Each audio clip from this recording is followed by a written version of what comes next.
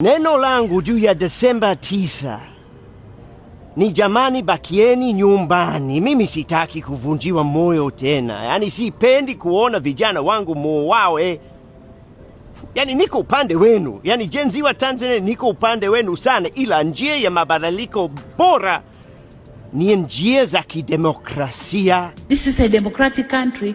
Mimi naapa, vijana siku hizi mnasikilizwa na mtazidi kusikilizwa, kwa sababu ni lazima, la sivyo viongozi wameshaanza kuamka, na mimi nipo hapo kuwapazia sauti yenu.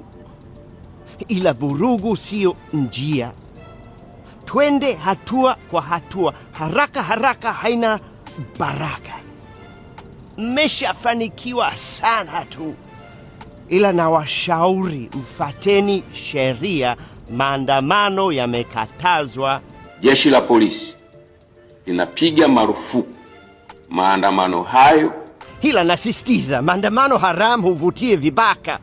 Yaani kitendo cha kukataza ni hatari, lakini hamtaki kunisikia.